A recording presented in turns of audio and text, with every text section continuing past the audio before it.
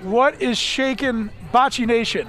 We are live from Chicago, Illinois, here at Bridge 410 for a big night of bocce. I am Alex Guerra, and with me is Andy Zimmerman. How you doing, Alex? I'm fantastic. I'm so excited to be here. On behalf of Oddball Sports and American Bocce, bringing these worlds together, we are going to check in a lot of awesome bocce action. We've got quarterfinals games going on behind us. We have semifinal games starting, about to be starting. We've got an awesome pregame show in store for you. And then the big highlight of the night is the American Bocce Thursday night 2v2 Summer Championship. That'll be starting in about 30 minutes. 30 minutes from now. Can't wait. I am so excited. You know, last week we got rained out. We were all pumped up and ready to go, but I feel like I'm even more fired up tonight because I've had a whole week to just kind of look forward to this. And we're wrapping up here with the quarterfinals, getting into the semifinals. And, you know, Alex, what I'm really excited about is this, exactly what we have going on right here. We got the camera set up. We got the incredible footage of the courts with the overhead shots, the live scoring, and the live broadcast. I think this is a phenomenal advancement in the sport of bocce, something that we haven't seen in the United States at this level, and I've been a part of it from the beginning, and it's been so exciting for me to just watch this turn into a reality. How do you feel like this production value is going? I mean, I think Oddball and American Bocce Company have done an incredible job just getting this product into people's living rooms, onto people's computer screens, and just bringing bocce out to the world. How do you feel it's going? Well, you might not be able to tell because of the mask, but I am smiling ear to ear because this is exactly what the vision of Oddball was meant to be. Not only in the sense of the live stream and the ability to build up a community, to build up a subculture of a sport, and to kind of create a mythology and some real excitement around it, but also in the better together, philosophy, which is to say that, you know, we love our game the way that shuffleboard fans love their game, the way that skee ball fans and players love their game. And we're all doing really cool, exciting stuff. So why not combine our powers in a bit of a sort of Avengers style, superhero group, and see what we can do. So what you're seeing tonight is our friends from the Royal Palm Shuffleboard Club and Shuff.io take a production setup that they've done with Royal Palms in the past and bring it here to us in bocce and kind of create a facsimile of that. And so far, so good. Obviously, you're going to see a lot of that this evening, but beforehand, we're going to talk a little bit about how we got here. And as those semifinal games begin to get underway, I want to kick it over to a special courtside report from a good friend of mine and the third person with us this evening. That is our reporter, Mr. Jimmy Sisto. Jimmy, what's happening, bud? A lot is happening tonight. It is fizzy, it is fuzzy, it is bubbly, boisterous, I would call the environment out here tonight. A lot of people here, a lot of people showing what they got. We were seeing upsets. We saw earlier Kathan and Drew of the Gabagools, who went to the championship last year, start up 11-0 against a very fearful but strong group in Carolyn and Hillary. I believe their team name is something to do with ball play. It was 11-0. It was all for over. They were laughing, they were giggling, they were getting ready to hang out with their friends and watch a championship. And then a frame happened, 2 points, 2 points, 3 points, 2 points. It was 11-9. They were up 2. Miracles were happening. And then Kathan dropped in a bomb to secure the win for the Gabagools. I mean, it's really been bonkers tonight. I'm excited to see who's got it. I mean, at the end of the day, anybody can take it right now. We're seeing a lot of low seeds rise the ranks. We've seen a lot of high seeds struggle with the pressure. Right now, it's going to just have to prove who's got the goods tonight, and anybody could do it. All right, yeah, and absolutely anyone can do it. We're getting down to our final four here. Alex, is this who you expected to see? You've been around the leagues every week. I've been tuning in as much as I can, but I don't have a kind of feel for the league like you do, seeing it every week in and out. Is this who you expected to see here in the Final Four? Well, I'll tell you, Andy, right as we were doing our introduction, we saw Matt David, co-owner and founder of American Bocce, and his teammate, instant first ballot Hall of Famer Mike Brady, sweat went out against some bocce to love to reach the semifinals. So I don't know if you could tell, but as I was sort of wrapping up that conversation on the world of oddball, I was also watching that game unfold right in front of us. So Matt and Mike, absolutely, and I'm excited to see them back in the semifinals because they had an early exit last season, and these are two of the most cerebral players that are out here. They're two of the most experienced players, and they also take big swings, which is always fun to see on TV. So if we do get them in the finals, expect a lot of Polino walking, expect a lot of high-intensity play. Matt and Mike and Players Anthem, which is their modified team name, usually of Player Haters Ball. Absolutely, that's one. Another one that I'm not surprised about is Mick Funky, Jared McPartland, and typically Ashley Funk, his partner. Tonight, Jared brought in ringer sub Keith Young. Those of you who are familiar with American Bocce, I'm sure you're familiar with Keith Young's name. 2018 Player of the Year, Pody, Mr. Keith Young. Most recently, as of about 48 hours ago, the Tuesday Night Clio's champion, Keith, one of the most dangerous players in the game, stepping up in a sub role, delivering. The other teams, so we've got We Get Locked Down, but We Get Up Again. This is a fun one. With We Get Locked Down, we have Rob, normally of Party in My Polino. Now, Rob, I know personally, has knocked me out of a championship game. I played on the same side as him at Clark's House last summer, and we battled all evening, and he got the best of me. So I know Rob's a gamer. I know he's a player. And he has a sub tonight, too, Chris Prokop. Chris Prokop, 8 championships, again, first ballot Hall of Famer. So a lot of familiar faces, a lot of big names. And who's in the final bracket here? You've mentioned 3 teams, and I have yet to fill out my bracket. That game either finished or is finishing behind us. Who is the 4th team right there? You know, unfortunately, I don't have eyes in the back of my head, and the game is finishing behind us. I'm not sure who won. It was between the Squeaks and the Gabagools. The Gabagools, who Jimmy mentioned earlier, sweated one out against the expert ball handlers. And the Squeaks, Lolo and Bryce, again, so I guess to answer your question, everybody who's left are people that we are probably used to seeing, which is, you know, everyone loves an underdog story, but also we're setting up for some really good bocce, and that's what we want to see on this live stream. Tonight's league, 24 teams, and I'm actually just hearing that the Squeaks, Lolo and Bryce, from coming out of the 8 seed, did beat the number 1 seed. That's over? Gabagools. And the Gabagools are out? And the number 1 seed Gabagools, who I had the most amount of research about, my bracket is busted. I was just going to ask you, does a game like that with the number 1 seed almost blowing an 11-0 lead to squeak out a 1-point victory, does that give them the momentum? It clearly does not, because they are out. You know, I didn't know what to expect. All I know is that if you were up 11-0 and you were basically about to lose 12-11 and give up the worst comeback in bocce history, then you probably lost a little bit of confidence as a result. I guess so. I was not able to watch that game. We were setting up here, but the results are in. We're down to our final 4, and I'm very excited to see what's going on. We can get into more of that, you know, as this develops here. Well, but why don't we check in with Jimmy from time to time with the games behind us? Okay. Okay. And right now we've got the Players Anthem, Mike Brady and Matt David squaring off against Mick Funky, Jared McPartland, and sub Keith Young. And we'll keep an eye on that game because some heavyweights in that for sure. Absolutely. But before we do that, you know, what we want to focus on with this pregame are some of the players and the storylines that are throughout this entire year of bocce and American bocce, celebrating not just tonight, but the 2020 that ABC has had. For sure.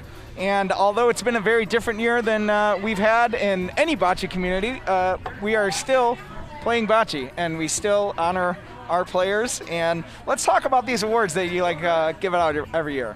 Sure. So the big one, as we mentioned before, is the Pody. That's the Player of the Year.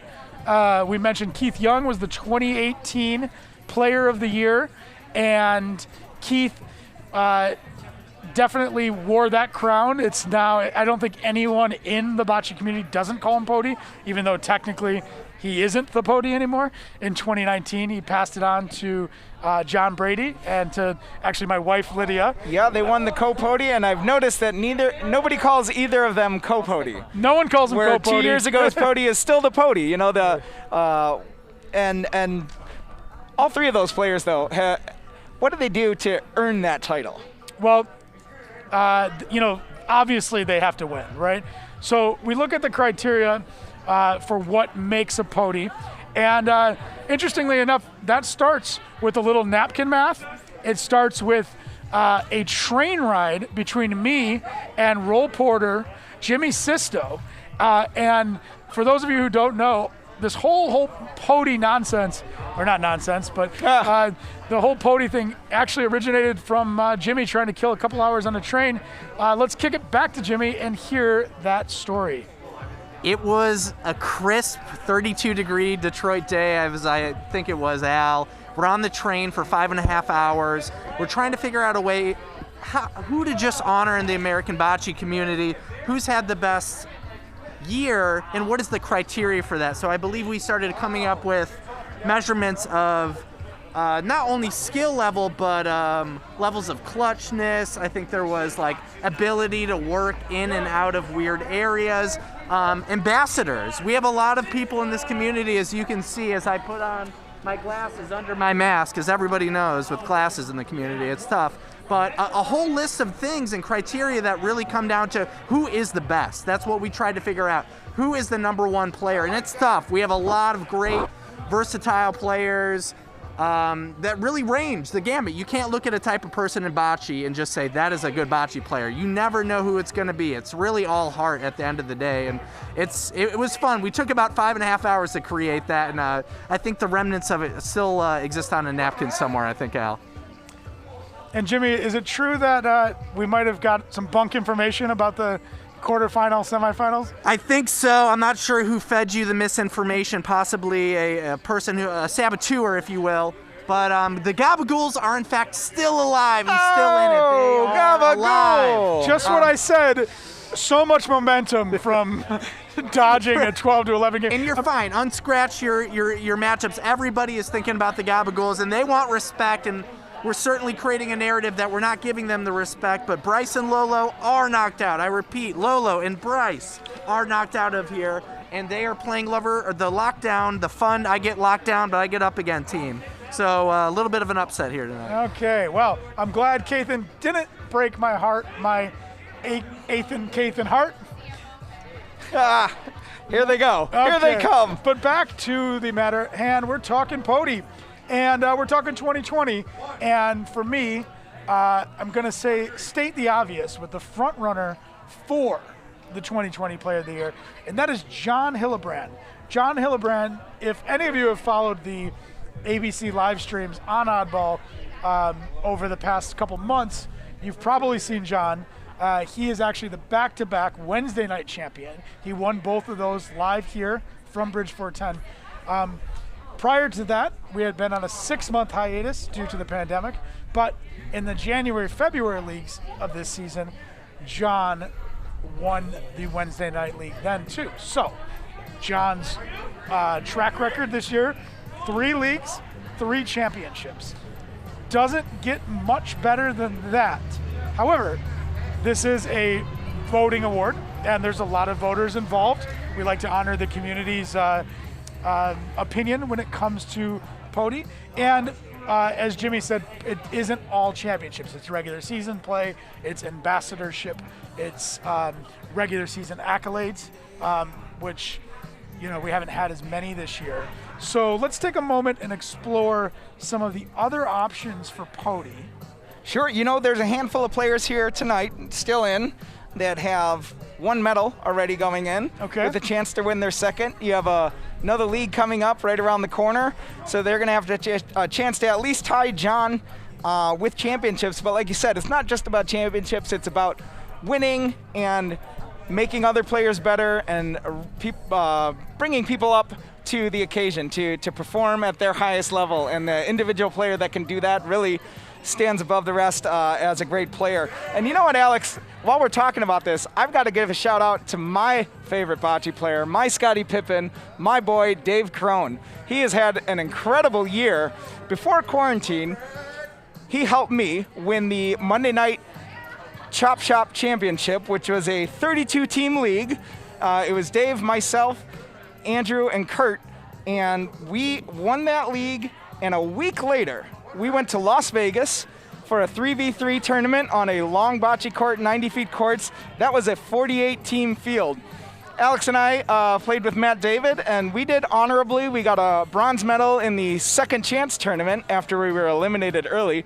But Dave Crone went there and brought his brother Sean and his brother-in-law Raul, Spicy Raul, and he led that team with two essentially first-time tournament players all the way through the gauntlet of 48 teams into the semifinals. And I have to be honest, that semifinal match was played on a very sketchy court with a significant slope. I feel like if they played on a flat court, they'd be playing for gold. However, that was not the case. They lost that game. They ended up winning the bronze medal. So Dave's got, in 1 week, he's got the Monday night championship in a 32-team league. Then he goes out to Vegas in a 48-team tournament and brings home a bronze medal. I think those are two massive accomplishments that can't be overlooked. Okay, so I agree with you. In fact, Dave is actually one of my favorite players, too. Big Dave Crone fans. Big Dave Crone fans here. Hey, if you don't like Dave Crone, you haven't played with him, because he is a great player and everybody wants him on their team. But let's do an up-to-the-minute analysis on a couple other players that could really make a run at Pody tonight, and that's Drew and Kathan. So talking about Gabagools quite a bit early on in tonight's broadcast, and that's because they're hard not to talk about. They put on a show last season. They took out myself and my teammate Nick Griffin in the semifinals on the broadcast here. I watched that from Michigan. And did you not see Kathan play A+ ball? A+ ball, which is exactly what he needed to take out an all-star team like you and Mike. Nick, yeah. Yeah, you know, they look the same on TV. And what did, and again, in that 12-11 game that we just saw, Kathan delivered the game-winning ball. He did. With his back against ropes. So we're down to one ball, folks. One ball. The expert ball handlers were on their way to completing one of the biggest comebacks, if not the biggest comeback in American bocce history, and Kathan delivered it amazing. And you know what I always say, Alex? The hardest thing to beat in bocce is great shots. You could throw a great shot if the team throws a better shot than you. I mean, there's nothing you could do about that. And that's what Kathan did right there at the end, and he won the game that they almost blew, and then went on to win the next round. So they got a little momentum going, and they're the #1 seed, so momentum is yeah, and regular season not accolades again with Kathan. Yeah. So I think Kathan is definitely worth mentioning. And to your point with great shots, that is why I am an irrational confidence guy. Yeah. Andy always tells me going into tournaments, listen, these guys have been playing for 30, 40 years. You've only been playing for a few. Most of the courts you play on are tiny. You have no chance. And I say, well, I can throw good shots. I can throw good shots. If you throw good shots, I mean, if you got it, you got it. Yeah. So that is those are the names that are floating around Pody. One more for you. 2018 Pody. Keith Young could make a turn and get involved in the 2020 conversation with a victory tonight in a sub role. However, before we break through to the other awards, we got to check in with Jimmy because we got 2 semifinal games going on right behind us right now. Jimmy, what's going on? Al, you were just speaking about their names. The Gabagools, Kathan and Drew, 2 fearful opponents. They're up 9-0 right now. They are smoking, they are cruising, and they are making a real strong case, both individually, for being Player of the Year. I think they got the accolades, and we were speaking on it last time. They're one of the most winningest players in terms of, I believe they are in the 8s or 9s of the championships. They have an uncanny ability to just get to the semis, to get to the championship. They could do it tonight. And we can't talk Gabagools without the Gabagool Bocce family tree, which starts with ABC legend Brian Schneider. Now, Brian Schneider is responsible for this Gabagool team, which has seen several iterations over the years. Brian actually moved to London years ago, and what I love about this community is that he's kept in touch, and he tells us all the time that he misses us, and we miss Brian, and we can't celebrate Kathan and Drew's accomplishments without giving a shout out to Brian. So Brian, in London, if you're out there, we miss you, we love you, bud. Thank you for contributing to this wonderful community. Hey Brian, find a Bulls league, get involved, start playing. There you go. So let's move on to the other awards that we're keeping an eye out for tonight. The next one is what we call BAY, which is the Bocce Ambassador of the Year. And I have the privilege to be sitting with the 2019 BAY, Mr. Andy Zimmerman himself. He won the award in 2019. So Andy, I need you to tell me, what does this title mean to you? what is the title? What is a Bay? What is a Bocce ambassador? And can you identify any people that you think could be worthy predecessors for the Bay Award this year? Sure. First of all, it was an honor to be nominated and then elected by my peers to be an ambassador. But everyone that knows me knows how much I love Bocce. And that is the main part of being an ambassador, is the love for the game and what stems from the love of the game. What does an ambassador do for Bocce?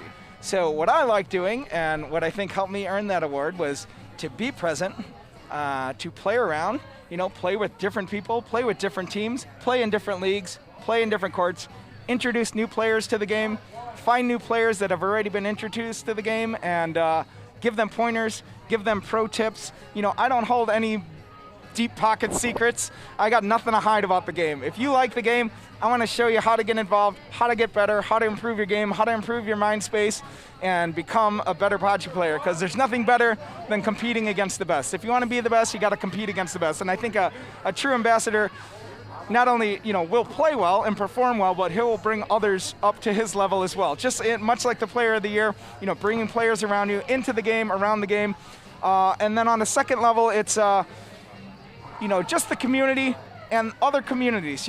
Finding other communities, checking out their courts, checking out their style of play, following their set of rules, which could be different than yours, which is very much the case in most bocce communities. Everyone's got a different set of rules, different shaped courts, different size courts, different textures, and just getting out there and playing and doing your best, and not really playing favorites, and just kind of elevating the game to the highest level you can. And for me, this year, two people come to mind, and they are a couple. They are a super couple. They are a super bocce couple. It is Lolo and Bryce. And I have seen Lolo so active around the game. Both of them together are such a positive influence. They are so exciting to be around. When you play with them, you feel good about playing. Win or lose, you're going to love being around them. And then Lolo off the court is doing great stuff for Oddball, whether it's sharing articles, making memes, documenting pictures, making posts, just always active, always thinking about the game, sending in text messages. What do you think about this idea? What do you think this might happen? So right now, I think the two of them could be, co-ambassadors of the year, but I think if I had to give it to one person, it would be Lolo this year so far. I mean, what do you think about that, or do you got anybody else that has really impressed you this year? Andy, those are both definitely top of mind names. I know I agree with your everything you said about Lolo, and just to piggyback on Bryce a little bit, this is a person who probably has personally accounted for more bocce recruits than anyone else in 2020. A great recruiter. Remember, 2019 was Bryce's rookie season with American Bocce. He was on the ballot. He lost to Billy Dunlap in 2019 for Rookie of the Year, and he has since ascended into the bocce community, up the bocce ranks, and every week, every season, it seems like he's onboarding new bocce players, which we absolutely love to see. So definitely, I have Bryce and Lolo more neck and neck. And really quick, neck and neck too. And the two of them, both of them know they've got it forever. They're going to be playing bocce. They're going to be around bocce courts for the rest of their lives. Like us. Like us. Yep. Once you know, and that becomes your sole hobby and your sole focus, and I see that in both of them. I agree. When I'm looking at Bay, I'm also looking at a couple other people. Stephanie Moon comes to mind. Stephanie Moon of Brickhouse fame has really supported our return to play and onboarded a lot of new players. So love Stephanie Moon, love her excitement for the game and her passion for the community aspect of it. Her teammate or pseudo teammate, Annie Duranowski. Annie, again, very passionate player, very loyal, committed player, also very artistic player. Little More Mustard is Annie's, it's a clothing company she's creating with a lot of fun esoteric illustrations about bocce, kind of not about bocce, but all supporting the game that we love and she loves. So if you get a chance, definitely check out Little More Mustard, and I think that's just a symbol of how much she cares about bocce and how much. Yeah. It just means that when you get it, you get it. You know? Absolutely. So those are the big names for me for Bay. Before we turn our attention to the Bocce Enthusiast Award, I think it's time to check in with Jimmy Sisto for some live updates. Jimmy, what do you got? Al, we got our first team in the championship, and it's no surprises here. It is the Gabagools. They're moving on. Yeah. They're going to make it happen. Their second trip in a row to the championship. We should have called this the Gabagools Show. It is a ghoulish night, and you just had a feeling that they were going to come out. They were going to bring a little something. They're both kind of, some sweet, stoic gentlemen. I would just call them gentlemen. And we're going to really see them go against one of these weird teams. We got Keith still in it. We got Matt still in it. Jared. We got a lot of fun players tonight. So I think this championship is really going to go a little wonky and weird and unusual. But that's what we're about at American Bocce, as usual. And do you know where that other semifinal game is at this moment, or can you find out for us? And it looks like Keith and Jared are in complete control. They are 9-2 right now. Oh my. So all signs point to a Keith Young 2018 Player of the Year being in this year's championship. That's going to be interesting. That's going to be really interesting for the newer players. Okay. Thank you, Jimmy. Thank you for that. And we'll check in with that. It looks like McFunky is in control, but we can't count Matt and Mike out. And we'll call that team McPody for now, because there is no funk. We want the funk. We gotta have the funk, but we got the pody. So I'm cool with that. Yeah, absolutely. There is a little developing controversy with that team as Keith came in as a sub, and then roster player Ashley showed up after the first game and has since been sidelined the entire time.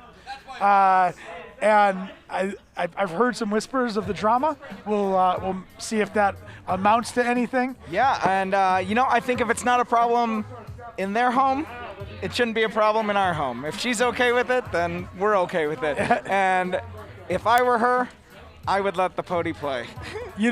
I will never turn down an opportunity to watch Keith play. That's true. So let's turn our attention back to our award breakdown. Next up is the Bocce Enthusiast, or the Betty Bocce Enthusiast of the Year. At first glance, Bocce Enthusiast and Bocce Ambassador seem pretty similar, but they're not. An ambassador is about the way they connect the game and connect people through the game. An enthusiast, it was about playing the game. How much do they play? How much do they want to play? How creative do they get playing? I think, interestingly enough, the enthusiast this year is going to celebrate a lot of creativity because it's been a difficult year to stay on the bocce courts. We have only executed 3 leagues, 2 of which have been modified. There haven't been a lot of tournaments. The USBF Nationals were canceled this year. And the game isn't as accessible as it has been in years past. So, Andy, tell us more about that. Why are we here with bocce? It's an outdoor game. Let's talk about enthusiasm. When it comes to bocce enthusiasm, you and I have that. It's anytime there's a ball, anytime there's a space to play, let's go play. And this year has been really difficult for our bocce communities. My club, the Highwood Bocce Club, has been closed down since March. It's nice to have some outdoor leagues. We have outdoor leagues in the suburbs. Here in the city, we're doing outdoor leagues. But without the leagues going for several months in the summer, I'm looking at an enthusiast as somebody that can make something happen. Where can you play bocce? And I know a lot of people are building their own courts in their house. We did a little at-home challenge for a while there at the beginning of the quarantine. I know a lot of people are going to public courts out in park facilities that are open and doing a lot of Sunday morning kind of pickup games, old school style. And that's cool, but right down here on Hoyne-Street in Westtown, seems to be like a little bocce paradise. I think there's a lot of courts popping up with a lot of familiar faces around there. You know anything about that? Yeah. So, Andy, within probably a dozen homes of each other, we've got 2 sort of house-side driveway bocce courts that have been makeshift built over the last year or so. We started on the south side of Augusta, Hoyne-Street. Billy Dunlap, who was the 2019 Rookie of the Year. Do you know Billy? I know Billy very well, and I got to know him really well at the Jingle Ball tournament, where he was Rookie of the Year against me, Ambassador of the Year, and we lost on a final ball where we sold our game-winning point into his ball, giving him not only the Rookie of the Year title, but also the Jingle Ball medal, and I never let him forget that. But I love the guy, and I wish I beat him. That was also the night that he announced that he was going to be a new dad to the entire bocce community on Mike at our Jingle Balls party. Really cool stuff there. Now, not only is he a proud father of young Watts, but he's also the proud owner of a driveway bocce court. And about a dozen houses north of him is the Zaporaniak home. And Lily and Mike, and two other fixtures in the American bocce community, have built a lovely home side court that has hosted several neighborhood matches with, of course, socially distanced and with some, a tight group of people. But they've continued to sharpen their skills at their home. And I've also seen some cool makeshift things. Kurt and Clow built a court on their rooftop. Chris and Vanya right down the street. So people are finding ways to play, and that makes my heart sing. It does. And let's not just stop with homemade bocce courts. Chicago's a very congested city. Not everybody has room to roll out a court in their driveway or their basement or even a makeshift court in their house. And I want to give some love to our bocce friends, the super couple, Chris and Alexa. Chris has done a great job. You saw him host the broadcast here on the Thursday night bocce finals 5 weeks ago. And before the quarantine, he was doing Between Two Fernets, which was a weekly wrap-up and preview of the bocce leagues that were happening. And so I think he's put in clearly has a lot of enthusiasm for the sport. He's great on camera, and his lovely girlfriend Alexa when quarantine started, was hosting American Bocce Drinking hand yoga, that's right. Which was not bocce ball, but it was for the bocce community, which I think is what enthusiasm is all about, is supporting the community. So I just want to give them some love as well, too, and throw them in the race. Great choices, great choices. Lastly, we've got the Rookie of the Year, and we mentioned before that Billy edged Bryce out last year. And this year, when we're thinking of Rookie of the Year, who comes to mind first? Well, you know what? I've been watching the live streams. I haven't been around the leagues, but I noticed this fella, is it Biao? Is that how you say it, Biao? No, it's Bo. Bo. Well, I clearly don't know Bo personally, but I know what I see, Alex. And Bo knows bocce. That guy he made the last two finals here. Yep. And he won the Recess League before the pandemic. I believe you mentioned that. So 3 seasons? So 3 seasons. 1 championship? 1 championship, 3 finals. That's 2 runner-ups. How do you beat that? For a rookie, I think at this point of the year, I think that's going to be impossible to beat. And I was thinking about some people that could compete with him, and again, we mentioned it's not all championships and accolades. Sometimes it's the way that we interact with the community. And the other name that comes to mind is Mr. Kevin Reedy. And not only did Kevin Reedy win the National Basketball Association league with us, which we forget because that one kind of slid in. Oh, yeah. So this was that was the beginning of something huge. That was a hybrid. And it just went away. Shuffleboard bocce ball league hosted by the Royal Palms. And it was tremendously successful. And we were on the phone ready to launch the second one when all of this shit kind of went down with the pandemic. Pardon my French, but the National Basketball Association never fully got the legs it deserved. One day it will. Kevin Reedy goes out, wins that. 6 months later, signs up for our Return to Play League, makes it to the semifinals. But more importantly, Kevin is kind of the pioneer behind this entire production right now. So Kevin and his team at Chef.io, Kevin and Trevor Hess, and got to give a shout out to Teddy Waffles as well. All of these folks from the shuffle community have taken that experience of live streaming shuffleboard and brought it to bocce. So again, not just the way you play, but the way you interact with the community means that I got Kevin as a probably number 2 in my Rookie of the Year ballot right now. It's an incredible contribution, and this setup here is just every time I've seen it, it's completely blown me away, and it just gives us the freedom to do what we do, just sit out here and talk bocce for hours. You got something going on here important? It looks very exciting behind us. You know, I have to tell you, I did not hear a word that you just said because I was looking over your shoulder and trying to figure out what happened in the semifinals game, and it looks like that's over. Matt we just and got Mike word. did not complete the comeback. Jimmy, do you have anything on that for us? We do. We had a really fierce comeback. Of course, Matt David was going to pull some magic, as he always does, but it is going to be Make Funky in the finals. It's going to be a funky finals in the Gabagools. Jared and Keith. Keith proving a really strong sub for Jared. Great replacement for Ashley.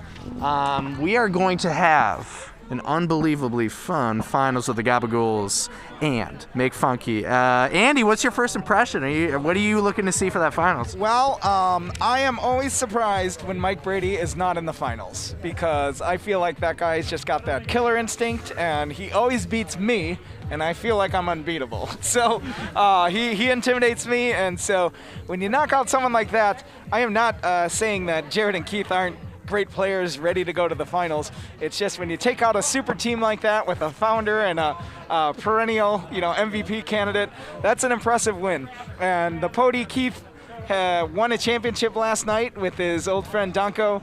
Now he's a sub-in for Jared tonight, so I think that's going to be tough to beat. At the same time, the Gabagools got all that momentum from squeezing out that victory and then just rolling through their next two rounds. So I think this one's too close to call. I would say if I were to give this shave some points here, I would have to call Gabagools the favorites. They are the #1 seed. They'd been performing all season. They overcame adversity in the early rounds here. So I would say I would give them a -3. Okay. I'm close with you there. I would say that this is pretty close to an even match. Yeah. I might give Gabagools -1.5. Almost like a home court, Exactly. Yeah. So I don't know. I know that they are live betting in Illinois now. You'll have to check with your local casino to see if they have American Bocce on the card tonight. I don't think they do. Yeah, and can you place live bets at oddballsports.tv? No, should we? Well, we can work on that, but in the meantime, you can just send it directly to my Venmo. If you got my number, just text me, send the money in, I'll make sure the bet gets placed for you. There you go. So we're just moments away from this championship. While we've been talking awards and talking players to keep an eye out for, we have watched the semifinals unfold, and both teams are on the court warming up. So in just moments, we'll be watching the championship here on oddballsports.tv. Please tell your friends to tune in. This is going to be a slugfest, okay? A couple things to keep an eye out for in the championship is the game is to 16 points. 16 points. Our normal games are to 12. This one's to 16. There is no time limit in the championship. There's no time limit. We do a halftime. When one team gets to 8 points, there will be a halftime. Now, people have asked, listen, I started hot. I'm up 8-2. I want to keep going, pedal to the metal. I don't want a halftime. Well, guess what? It's not for you. Yeah, it's for your opponent, okay? It is. Yeah, this is a breakneck night. We go through a lot of games. Typical playoffs happen over weeks, over months. Ours all happen in one evening. Yeah. So we hit the reset button. When one team gets to 8, give everyone 5 minutes to cool down. And I like it because it introduces another element of strategy. It's like an extended timeout. It is. And timeouts are, in a timed game, you have no time for timeouts. You kind of got to make quick decisions and execute on the spot. We're in a championship game where the clock is off. This is my favorite kind of play, Alex, because I always say, if you control the Polino, you control the game. Yes. If you score a point, you cannot lose, because only one team scores per trip, and all you need is 1 point 16 times in a row to win that game. And however it may go. But you control the Polino, you control the game. And we got two teams out here with vast knowledge of strategy and different styles of play, and they are both ready to go out there and take control of that Polino. So I'm gonna love to see. It's almost gonna be a wrestling match here to see who can hold on to it the longest. Absolutely. And again, we're just moments away from that. And we're hoping maybe our role porter, Jimmy Sisto, can get some live pregame conversation before the first roll happens. I believe he's getting some live conversation without us. So maybe if you bring some of those people back into the air. I think he's coming in here quick. I just getting word that Jimmy's almost ready to talk to us. Is Jimmy back? Maybe we can get Jimmy talking to one of the players, get a little pulse check. Yeah, Jimmy, what do you got for us? You know, we're getting in there right now. We're seeing early practice right now. Jared and Keith versus Kathan and Drew, of course. We're going to see a lot of points here. I think for me, we're going to see a lot of aggressive throws. We have 3 gentlemen who know how to keep their stoicism there, and maybe one of the more rowdy AJ Przinsky types of Jared. I love his style.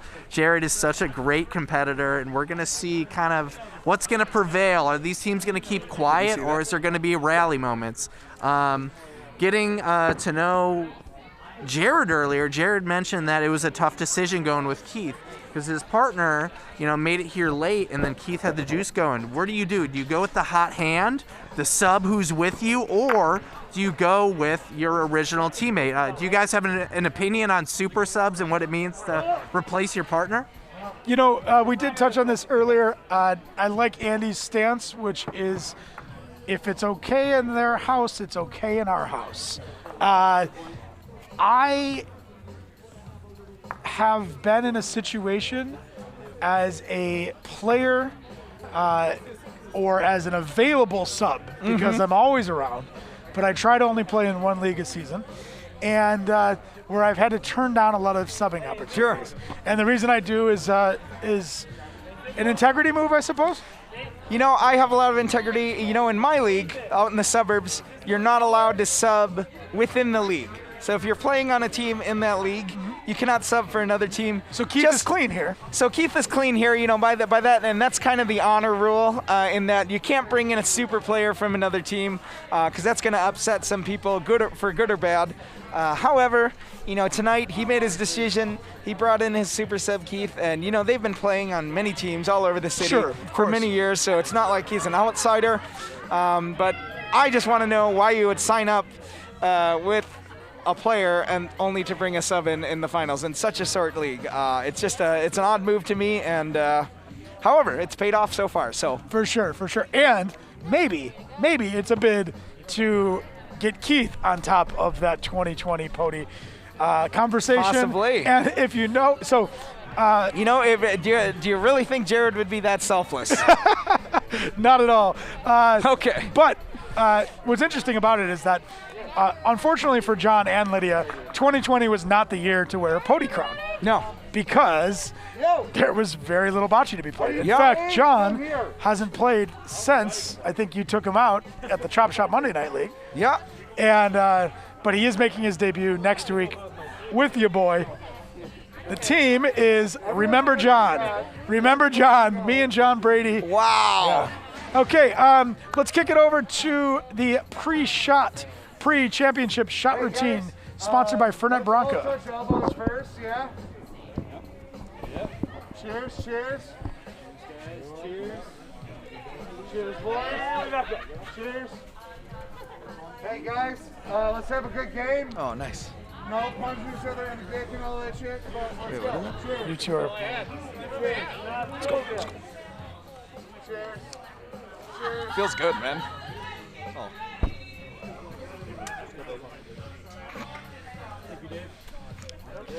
We haven't done. Yeah, we got to do a plug.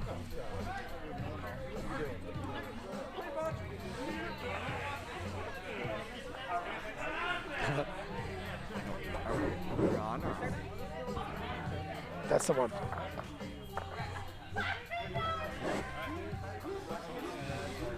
Hey, fellas.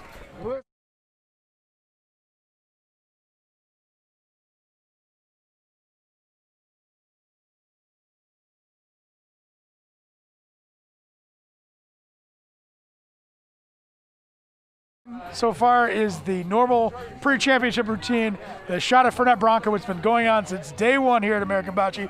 I'm actually sipping on a city water. These are unbelievably delicious. And I'm not just saying that, because I Does can't. this sound like I an can't ad? do that. Does this sound like a My paid goodness. ad? So this is not a paid ad, folks. This is a drop of this unbelievably delicious city water, Valencia orange cranberry for me, and for my boy, it is. I got mixed berry. You know, right now I had a lime coconut earlier. I love the tangerine from last week, and the mixed berry is great. I would say the only flavor I don't love is grapefruit. Okay, and enough about city water. Let's.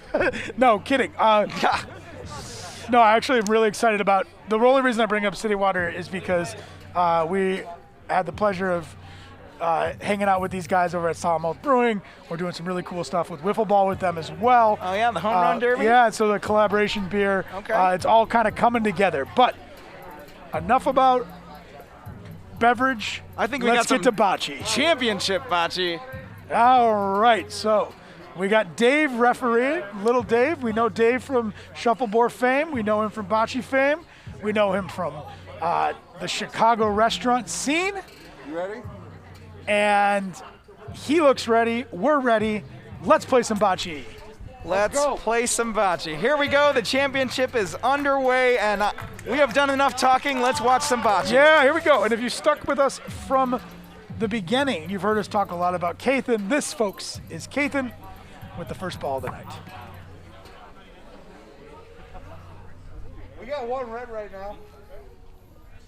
Very nice. That is a good open. That is a solid championship open. Very close, probably within a foot. Within a foot, on the low side.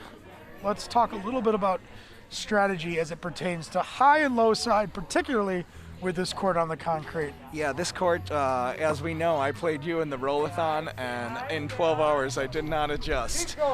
There is a heavy slope. Everything pushes away from the wall, so you're going to see a lot of high shots falling gently to the close wall here, and it's a real finesse touch. This is not a power court. You're not going to be getting ahead by taking power shots here, because I think in light finesse, bending things around, kind of knocking a little bump will knock a ball several inches out of the way. So Reds, Cathan's first ball still standing. It looks like McFunky is on their third ball here. The ball advantage does go to Gabagools right out of the gate. So, Yeah, that should get it. one green. So Keith puts one in there. Good touch there. You're going to see a lot of finesse tonight. I think traditionally we have 4 finesse players here, while Jared has been delving more into the aggressive play lately. I think at his best, he's a finesse player. Yeah, and we've got, you know, I've seen Drew play quite a bit. Is he the only overhand thrower here tonight? Or is Cathan throwing overhand too? No, Drew, you know, what's interesting about Drew's technique is that you'll see it vary. Oh, very back and forth, really. Drew is a proponent of red. having several clubs in his bag. Okay? okay. So an interesting thought about bocce that you don't see as much in the professional ranks or the highly competitive ranks is a lot of shot variation and creativity. Whereas maybe a golfer, who's perhaps near a green, would pull out a lob shot, a flop shot, a bump and run, a traditional chip, right? I'm the kind of player that just firms up my my left elbow and chops it, you know, short chop, because I don't have the finesse to do that in golf, but Still got one. all right, we still got one. It's hard for me to see the Polino. I should probably look at this monitor here. I don't know if you can tell, this is my first time doing a live broadcast. Yeah, you know, I'm very this excited here, buddy. this is all of our first times, and it looks like Drew and Cathan throw the last ball away. Early on, they didn't want to sell the point. They saw a lot of traffic, probably weren't super comfortable with the lay of the balls, so they decided to take the point, take the Polino, and hey, they're winning the championship. And like we said, control the Polino, control the game. So Win there's nothing frames, wrong win with that, games. especially with the hard slope we were talking about on this court. There's nothing wrong with taking a guaranteed point in the first frame. You don't want to sell it and start off with a bad mojo. Once again, Cathan's first ball within a foot. Something that we've come to expect from Cathan. who, I don't know if you can tell, but I have a bocce crush on Caitlin's bocce game. I have a bocce crush on anybody that's going to put their first ball that close, that consistently. I think people undervalue the opening position. I think it's the hardest thing to do, is come out cold and put a ball right on top of the Polino and make your opponents work for the ball, for the Polino. In Caitlin's case, he was playing on our fence court all evening. And the fence court here at Bridge 410 is a much thicker turf, a much Very slower pitch. So his adjustment has looked A1 from the early stages of what we can tell here. Drew has just knocked his second Polino of the game. Wow. And Look at that. Andy, if you get a chance, I'd love to hear and see you score this game a little bit. Yeah, and we're working on a new way to score bocce, in that you could theoretically look at a score sheet after a game and read the story of the game. You could find out the highs and the lows, the streaks, the hits, the misses, or trends. A lot of interesting information comes up when you actually track every ball that's been shot. I don't know that I'll be able to track every ball, but I'm going to do my best here to keep up with it, because it yields some very interesting results that are immediately... Yeah, so even if it's sort of if it's not at the forefront, it's still telling a story. It's showing some of the cadences and rhythms of the game. Yeah, and I believe, if we had a scoring system that was a little more in-depth, something like this, you can almost create analytics, and start to study your game, and that is the easiest way to improve your game, is find out where you're bad and when you're bad and work on that specifically until you can improve that. Sure. So to interrupt you here, we do have 2 red. I noticed Keith is 1 for 4 early on, just 1 for 4. So a slow adjustment in the first couple frames for Keith, but I know he will find it. I got to tell you, I was live for the Tuesday night Clio's championship, and Keith was putting on a clinic, okay? Clio's roll, crushed gravel, real quick, as you saw a couple weeks ago, played there for your first or second time. And that might have been a tough adjust early on these courts behind us leading up to this game, but right now he's got to be in his sweet spot, because he was rolling very nice last night. 2 nights ago. Was that 2 nights ago? My goodness. Time flies, yeah. I have no idea. Last night you were at the log cabin. Oh, is that right? Yes, you were. And where is that, Alex? That's in Des Plaines. Right, my league. That's the league I started 8 years ago. Is that right? Des Plaines? It's the Plains in French. Okay, so say it all together now. Des Plaines. Des Plaines, okay. Now Caithin continues to put his first ball closer. That is 3 in a row so where we go he is from, within 1 foot. We go from 12 inches to 6 inches to 0 inches. Right. So what happens next? I think the Polino's just going to vanish. Tough first balls to beat. They are really putting it on here. And that's the way to beat him. That is the way to beat Keith. Easier said than done. Hey, here's how you beat Keith. You put the bocce ball on the Polino right in front. Give him 0 inches to squeeze it in. Yeah. However, there are certain players that are much more comfortable shooting at that target, right?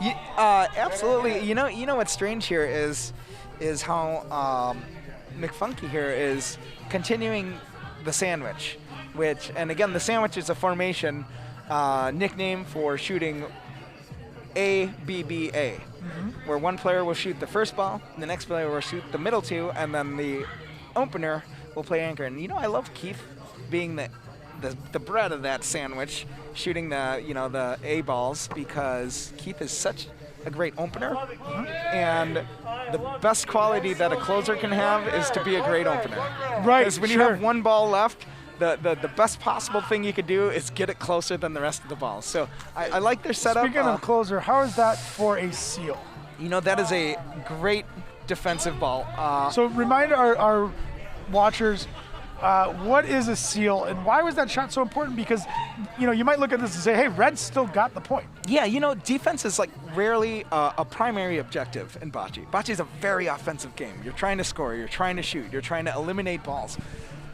And defense only has to be used in a necessity when you have a serious ball disadvantage from 1 to 3, and you think that you cannot, you're not going to be able to beat a ball that is touching the Polino.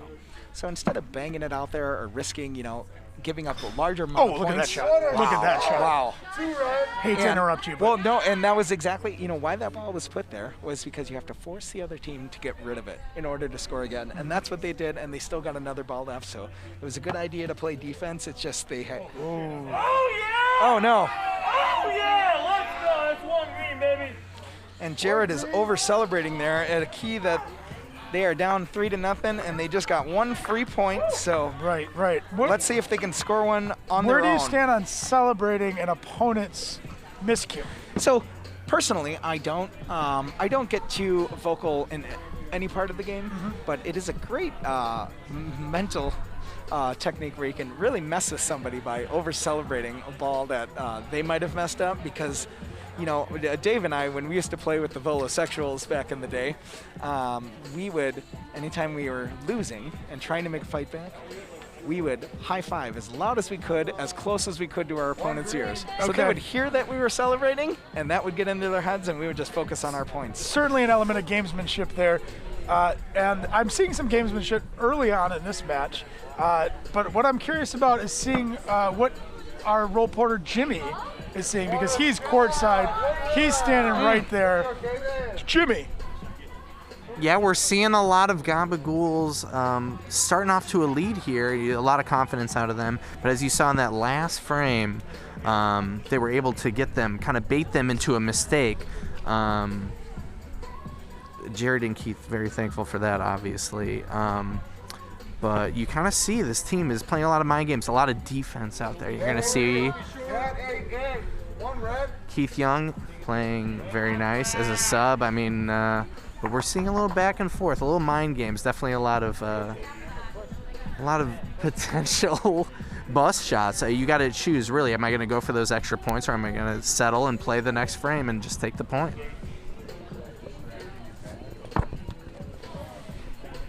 Mind games is a big part of it. Nice. Keith with a really nice first ball bump there.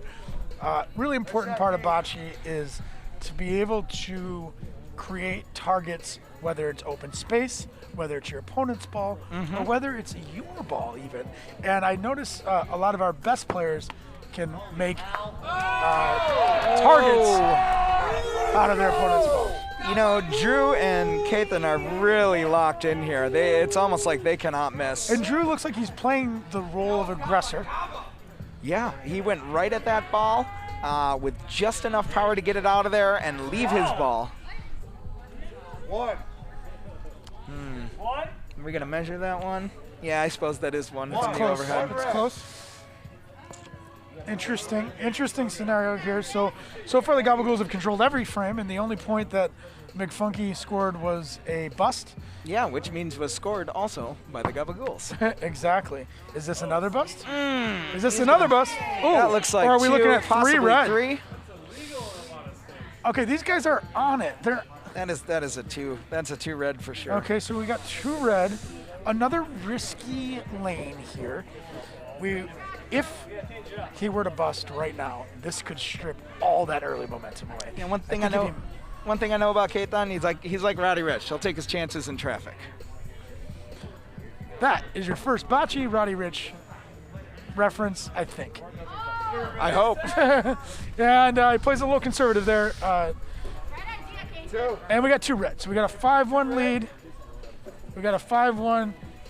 Kathan appreciates the observations from the fans. Love to see that. And he's got a really nice haircut today. Man, always looking sharp. Oh, he's looking sharp. Do you think the boys coordinated the heather gray pullovers tonight? Like we coordinated the red and tie combo. I think this was a combination of rain out last week and 10,000 text messages between us in the last week. I think these guys accidentally wear gray sweatshirts and blue jeans, every other day. They are very sharp-looking gentlemen, and nothing over the top. Classic Midwest sensibilities. Classic Midwest sensibility, but an urban Midwest sensibility. And let's see if Kathan can deliver a classic Midwest urban first ball. Let's button it up, Kathan.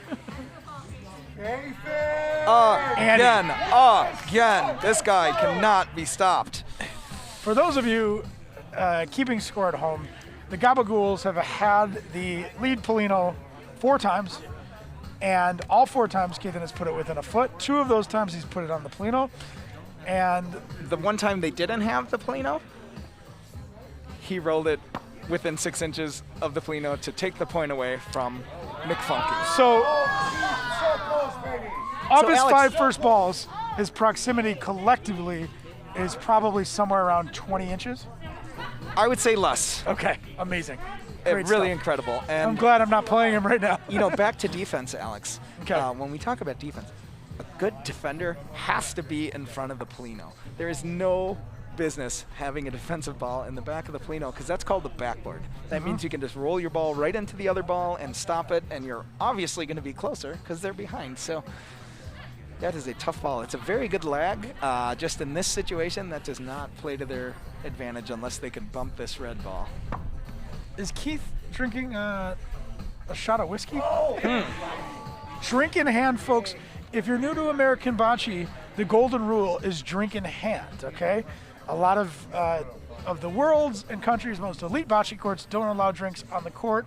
We enforce them. We mandate drinks on the court. It can be a water, it can be a Coca-Cola, it can be a chocolate malt, but I've been known to have a shot glass, an empty shot glass in my hand, just to hold it. I've seen baby in hand is accepted. I've seen dog in hand is accepted. yep.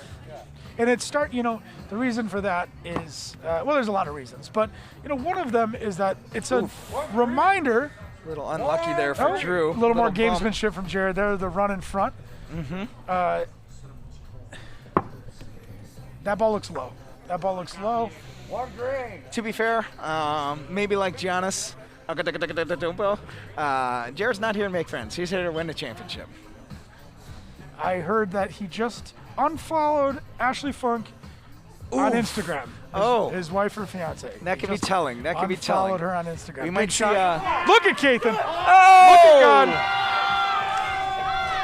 I am sorry if I'm yelling into the microphone, you fans at home, but I am a fan myself, and that For was a those very of you- exciting shot. Watching with us, you are seeing Bocce.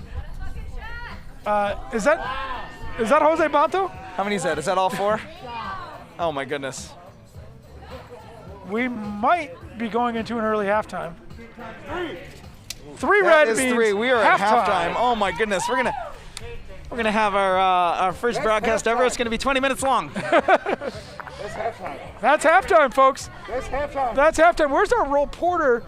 Maybe he can check in live with referee David Sartoris and get a little intel from what David is seeing from the referee's perspective.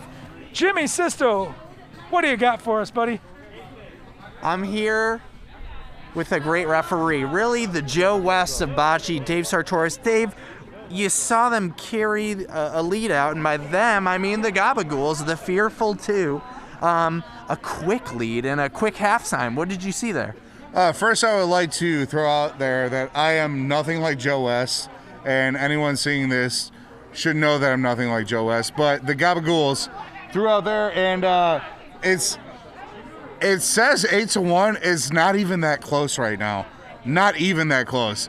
Gabagools are eating this game up. They're just like nom nom nom nom nom nom nom.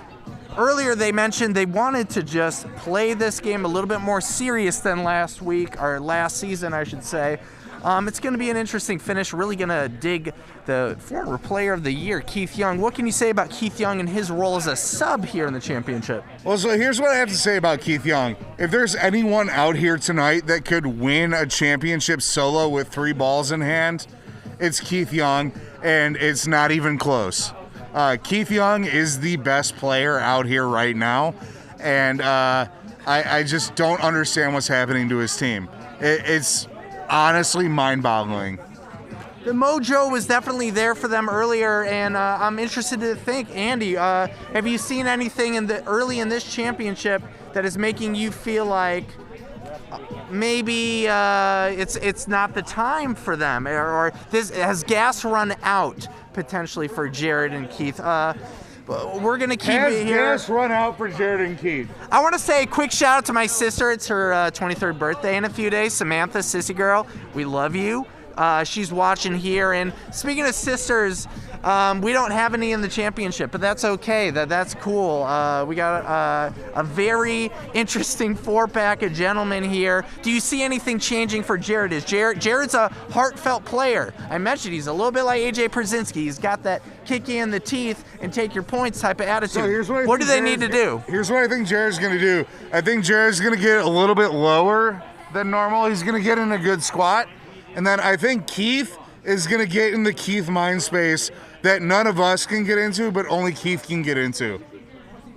I think Keith, I really think this is going to end up a close game.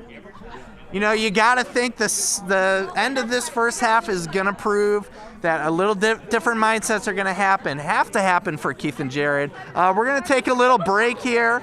We're going to be back in a few with the resumption of this championship game. Stay with us, please. Yeah, let's give a shout out to Kevin Reedy and Trevo here, doing some good work on the video and the audio. Thank you for mentioning that, Dave. Trevor and Kay Reedy have been absolutely amazing. Everything you're seeing here tonight, this lovely production that puts any mid-sport to Put shame. some camera on Trevo right now. Can we get a Kevin Reedy. Trevo cam? Yeah, there we go. Yeah, there he is. He's beautiful. And let's get a shot right back up at you, Kevin Reedy. Kevin Reedy, can we do a selfie Come cam? stand by me, Kevin Come here, Reedy. yeah, set that camera up. Come stand by me. Come stand by me.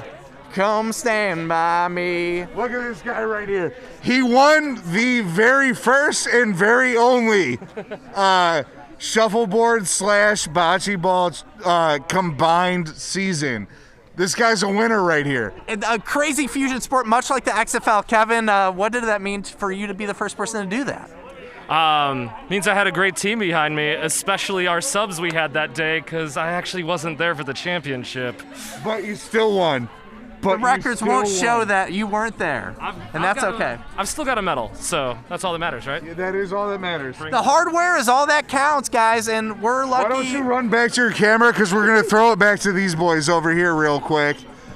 Jimmy Sisto, what do you feel is going to happen in the second half of this? Second half is there's gonna need to be that weird edge. I think both Jared and Keith, he's gonna have to push Keith. Keith, who's a very sweet, soft, gentle, incredible player. He's gonna fill in the holes you need like a plumber would. I guess a plumber takes away those holes. Plumbers take away holes. Yeah, they create But they holes. also make they also make holes good.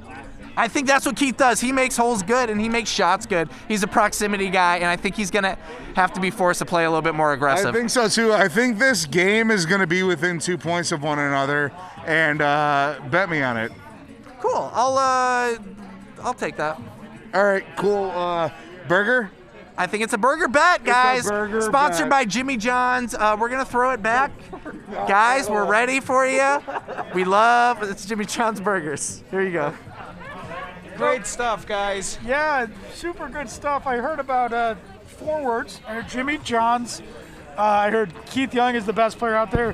Why isn't he acting like that? And I'm just now realizing that is way more than 4 words. That is way more than 4 words, but think about the bocce community that we've been talking about all night, and try and think of 2 more lovable people than Big Dave D and Jimmy Sisto. I mean, Fantastic. how great is this? And you know, if they were in our seats right now, they would probably be doing as good, if not better of a job. But these are our seats, damn it. They would certainly be funnier and possibly more entertaining, but they wouldn't bring you that good bocce content that you're looking for. Okay, so it looks like halftime, and again, this is a perfect example of why halftime can be really important for the team that's losing. They're down 8-1, and they had a little strategy session. They had a break in the action, and it looks like the game is going to start now. Yeah, and I love to hear that, Alex. You know, while some people might be tuning in for our, off-the-cuff badinage, I tune in for the bocce analysis. And that could be something that they talked about. You know, they talked very seriously wherever they went. Mm-hmm. I'm guessing in the bathroom, Cobra Kai style. What would you, if you were them, what would you be talking about? Because I mean, other than perhaps poisoning Kathan. So other than pulling a straight up Tanya Harding here on Kathan, you have to admit, if you're playing right now, if you're Keith and Jared, you have to admit Kathan is playing lights out. Right. So there is nothing you can do but beat him. You need to take Kathan out of the game, and by doing that, you have to either replace his ball or get your ball closer. It sounds very simple, but it's very difficult to do even with great players. You know what I'm seeing missing from this McFunky hybrid team is a confident, sort of half shot, as in you're not throwing a Rafa, you're not trying to drastically change the dynamic of the frame, you're just knocking a lead ball that's on the Polino to create basically a two-shot process. And a extra smooth court like this championship court out here, which has the concrete underneath it, it's the perfect texture for that type of shot. You need to just get your aim right. Your speed needs to be a tiny bit heavy, and just put it right on the ball, and the ball will be gone. And they cannot find that. They cannot find the speed. They don't seem to necessarily be looking for it with their first. It's an interesting. They're two very good players, and as we pointed out, I think they're both at their best with finesse. So all that is to say that if they can get the Polino back and a little bit of momentum shift, they can get back in this game. But they might have to get a little lucky, which happens in Bocce. They might have to take a more aggressive line. This frame is not it. And that was a very disciplined line and approach taken there by Keith. Just not short, quite enough so that mustard. Ball, I think he would need a little more mustard. That's true. A little more However, mustard. if that's those balls on the court were short, nobody would buy it because they're not that good yet. Andy, first ball on the wall. First ball on the wall, and you spell 4 balls to not beat it. Yeah, right? That is unbelievable. And for them to leave one short here, they can afford to leave a ball short like that, but that is a bad miss. I think that's going to be 2. So this is not the frame of great bocce that we promised you. McFunky has no rhythm. They haven't had any continuity. They're not complementing each other's shots. They're not capitalizing on missed shots, which are very few by the other team. Sure, but we did see a little bit of a window. Yeah, we saw a little bit of a window, and they are just not capitalizing. And it's gonna be tough. It's tough to win a regular bocce game like that. Sure. But it's even harder to win a championship like that. And let's take a step back and perhaps not be overly critical, because all of that is to say this is all easier said than done. Okay, we're pointing out what should happen. We're pointing out what we think we would do. Absolutely. But the ball doesn't always do what you tell it to do, and that's the interesting thing about bocce. The difference between a ball on the Polino and a ball that sails 5 feet by might be that much of a wrist rotation. Truly. There's an old Italian saying, and I don't know how to say it in Italian, but it essentially translates to, the balls are round, Alex. You roll round balls on a flat surface. I mean, good luck. Anything can happen. Sure. That's a big shot. There we go. So that's the Jared I've seen before. I've noticed out of the gate is that Kathan's 2 worst first balls came after halftime. So a little bit of an icing technique there. And Jared just threw the first halo from the McFunky side, and this may be the momentum And you see shift. how this turns immediately. Sure. Jared puts one on the high side of the Polino. We got this heavy slope coming away. Polino side coming to the low side, and they're going to have to figure this out in a hurry, or this could be big trouble. Now, Drew has been pretty steady with his aggressive play, although that shot, I don't think that's what he was trying to do.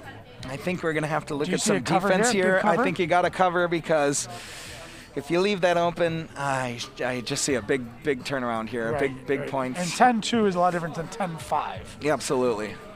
And that's going to be a nice ball, because Okay. that'll keep the Polino from going back. They're going to have to finesse these Now, 3 balls in here, but in this situation, Alex, they've got to get all 3 of these. They have 1 point on the board, like you said. I think a Diet Casino, a Cathrino, brings it to 10-4 with the Polino.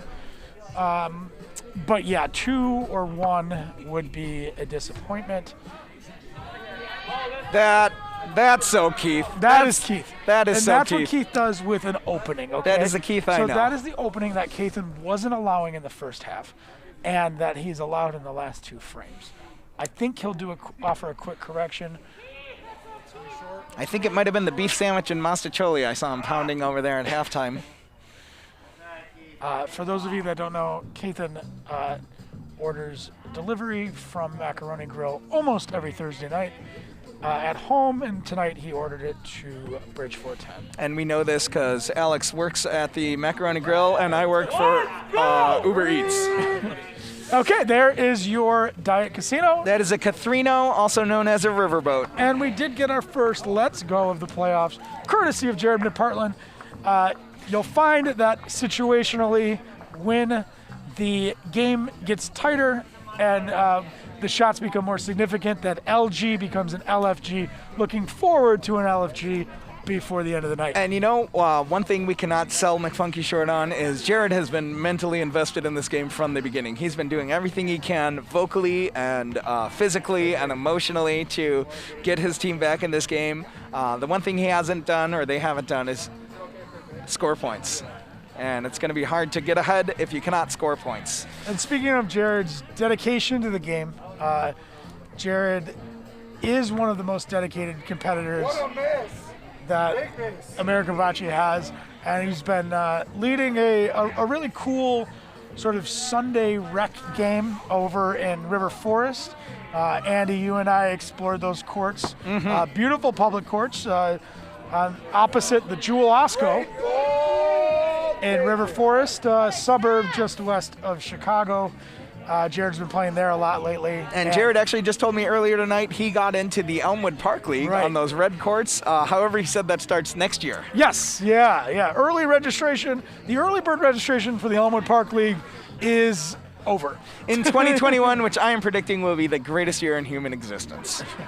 Okay, so while we were chatting, Drew dropped in a really nice arcing ball between the Polino and Jared's lead ball, which is very difficult to beat. But what I did like about Jared's shot there is that he took a more aggressive line. They kept they stopped trying to beat a great ball with a perfect ball, and they just created room and brought a little chaos to the game, which you need when you're getting outpaced and outplayed. That's exactly right, Alex. You know, sometimes some great shots take 2 balls. Yep. You know, and there you saw it, right? Yeah, and some great shots take 3 balls. And now Keith has one behind it. A ball directly behind the Polino is referred to in this community as a butt plug. I would call that shot a mild butt plug, which is Andy. Oh, nice shot. Good thing for Drew and me. He made that shot, so we don't have to finish that. That is true. I was just going to say, I've never heard of such a thing as a mild butt plug. It's pretty abrasive right from the beginning, you know? I've heard. Now Keith has an option here. He could actually shoot that Polino to his back green with a more aggressive line. Oh no! And What a miss! you know, one thing you'll see in American Bocce that you won't see in almost any other bocce league is a heckling ref. And Dave respectfully plays the role of heckling ref really nicely for us. I love to see him on the court. He adds an element of dynamism. I refed the live stream on Wednesday night, and I'm just now realizing that I was a wet blanket that whole entire time. Big shot by Keithan. As a good ref should be. Big shot by Keithan. Bryce calls him a freak bitch, which you'd love to see. That means the game's getting turned up. Oh my goodness. Speaking of the game getting turned up, let's take it to Jimmy Sisto. Hold this real quick. What do you got for us, Jimmy? You know, We're excited with a report. you're just seeing that there. Even Keith, who's an extremely careful, awesome player, leaving it a little bit of short. You know, starting to think a little bit defensively. Gabagools with potentially 2 points here really could jump off to an incredible lead. They're 12-4 potentially here. We're gonna find out here in just a moment. I'm down here. You can't wear shoes here where I'm at. Got to get down there and deepen. You see Ref Dave is getting a really close call here. It's going to be tight, very tight. This is what it comes down to, folks. It comes down to those centimeters sometimes. 1 point could save you. 1 point could be the difference here. All you need is a rally.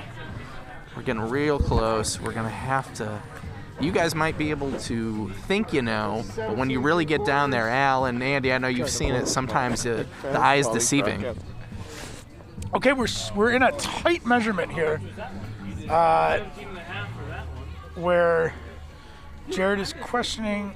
We are in desperation mode when we're questioning marks on a tape measure.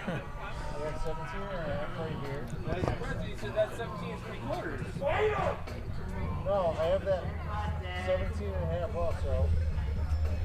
The other one I said was 17. And I am by no means a carpenter, but last I heard, 3/4 is more than a half. Okay, so this is a very tight measurement, and I think Jared was right to Great measure. challenge it, and And that's an important thing, Alex. If you don't believe the call is right, get out there and measure. It doesn't matter what anyone thinks about you. It doesn't matter how long you hold up the game. If you don't believe that ball is right, go to the tape, because the tape will never lie. I always say one of the best attributes of a referee is to not be sensitive and to not be offended. And some people will say, "I'm so sorry. Can you measure that? I'm so sorry." Listen, don't be sorry. Like my job as a referee is to establish which ball is in and which ball is not. And if I will gladly measure, I'll gladly remeasure, even if I'm certain that I'm right. I'll do you the courtesy. As long as it's not slowing the game down or obviously like adding to some element For of sure. gamesmanship. And let me just interject here. Keaton is right back up to his old Good, business. yeah. I think he actually had. I think that long measurement gave him enough time to settle down, take a breath, and put another ball within 4 inches. But Keith, Very nice. has- Very nice ball. That's So- the ball we've been talking about. That's so- the ball we've been missing. well, I definitely think that they've awakened the beef. Ha! Keith Young, 2018 Pody, is here to play. The score is 12-4, but the game has become a little chippier, and KY and Jared have certainly showed more teeth in the second half, which is all we can ask for. They are not here to lose. Also, speaking of teeth, Keith, Oh, they call him Dr. Teeth. the beef. God, Drew continues to move that Polino around. He slaps that Polino around. Control the Polino, control the game, and they are certainly doing that. Jared comes in, Oh! and you know what? Touch them all, Jared. Touch them all. You know what? We talked earlier about wanting to see a slightly more aggressive approach when the Gabagools had a ball that was great. That is the second bang I've seen And in 2 frames. I wonder if that was part of Jared and Keith's halftime strategy. And I also love to see Jared throwing a controlled bocce Rafa instead of a more aggressive one. I think he's really good at that. On a 30-foot court, Alex, the center line is 15 feet. And this ball, is probably 20 feet past. At this stage of the game, you're in the finals. If you can't hit that Polino from 20 feet out, how did you get here?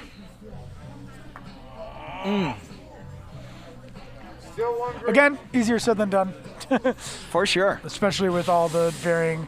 I'm really enjoying sitting here in the booth because you can just tell it how you want to see it. Exactly. And, yeah. And what's interesting about the sport is certainly that an element of momentum plus speed control, right? And that's something that Yeah, go ahead. I'm just wondering. A lot of people look at bocce and they think throwing balls at other balls. I can do that, but to consistently have the momentum and the speed control down means that you've sort of locked into a really nice flow of muscle memory. And the variance on the muscle memory for a high-level player is so subtle that only you can know when you're on or off and how to adjust. It's not something that can be taught. It's just something that has to be practiced and repeated over and over again. And at the highest level, in the highest situations, you need to be able to call on that and execute. So there we see Jared drop a really obnoxiously good first ball. That's my favorite point right there. You know what? That shot is near and dear to my heart. I have played quite a bit of bocce, and I feel relatively comfortable putting the ball on the Polino. But I also feel relatively comfortable knocking a ball off of a Polino, okay? So, in playing some of the best competition I've played in my life, and some names that come to mind are Andy Zimmerman here thank you very and much. Dave Crone, I found that Dave Crone was really obnoxious to beat because he's so precise. I started to change my approach with him and bait him with 8 inches. With the front I blocker, no yeah. longer wanted the ball on the Polino. I wanted it 8 inches away because I knew he would try to beat the 8 inches instead. Does that make sense? And you know, that's why they call him the DID, the DID, dialed in Dave. Because when Dave is dialed in, you could have the ball on the Polino, he's going to hit it every time. You put the ball, 6 inches to the left or right, or even worse, in front, 6 to 12 inches in front, it's going to be very confusing. And then it comes down to touch. Right. And you just have to imagine a line, imagine a spot, and get your ball there. And you've had great success with us. So we have a developing situation here, Andy. The Ghouls have spelled all 4 of their balls. And there's 3 balls left for McFunky. Ooh. Okay, What a drag. good shot, only 1 green. However, That is a huge backboard right there. huge backboard on the Huge left. And I was backboard. just going to say before that shot that there was a high probability of missing all these balls, even though it looked Sure. open, because everything was moving away, okay? So now, while they decide what to do, you and I can say that the obvious choice. And you know what we've been talking about this entire match is where is that light replace ball? They went into halftime with a huge deficit. They came out and in their first 2 frames replaced a ball. Keith Now they have walks the off. huge opportunity to replace a ball and get a big score It's here. interesting how they're how much they're overthinking this now. Again, this might be the curse of 2 finesse players, but boy, if I were Jared, I would be licking my chops. I would take that ball out of Keith's hand and just knock that right out. Oh my goodness, this is a But this is a shot Keith can make too. 100%. Oh, instead he just. Okay. That is so Keith. That is so Keith right there. Still 2. I got a feeling he's going to go for this red ball. I mean- think he's getting confident here. Well, and I think he really needs to go for it. I don't think the right shot is on the top because it No, moves it's on the Polino low towards side. the red. On the low side, that Yeah. red ball is your target here. If you replace that ball, you So can he- get a casino. Wow, I'm okay. Listen, I'm shocked. I'm we're shocked. here, table side. They're in the championship. Who are we to question? But for those of you who are comfortable with the replacement, with the soft knock, with the American bocce, is that something you've called before? We call it the ABC. the ABC. Because it's the gentle replace. Right, which you're is very targeting a achievable, ball. 25 feet away, not so much 65 feet You're away. targeting a ball with an aggressive point. So it's not a hard shot, but it's definitely a targeted shot. And And let's see if they can capitalize on I'd be this huge curious, momentum for those of swing you here. watching at home, if you saw that coming, if you thought that they would not go for the replacement, they would try to tuck in. I think our role porter, Jimmy Sisto, has got something to say here. Let's check in on Jimmy and see how he's doing. How's it going, Jimmy? You saw there, Andy, 2 big points for Jared there and Keith, but you would have wished there were a little bit more aggression, a little bit of maybe a casino run would have put them within 3. Gabagools maybe opening up their chances right now, maybe a little bit of vulnerability, but they definitely got to strike here and continue to put up those 2s and 3s. We talk about the casino, the almighty casino. Sometimes you just got to settle for the 2. If you got points, go for them. But at the end of the day, a casino is a game changer. I'm sure you guys can attest. It's a rally move. It really is kind of like what you would cheer for. It's the home run of bocce, really, at the end of the day. Yes, Absolutely, Jimmy. for sure. We haven't seen a casino yet in this game. That looked like prime pickings for a casino. In fact, and I'm looking at this going, wow, 12-9 off a casino. Is it now McFunky's game to lose? 12-7 is a great score considering where they were at. And to be perfectly honest, Alex, I don't like seeing casinos in a championship game because a casino is essentially either 4 amazing shots by one team or a total failure by the other team. So although the casino is very exciting for the team that has it, very exciting in the booth here for us, in a championship game, you almost want to see 1 point at a time. That means everyone's working for every ball. Sure.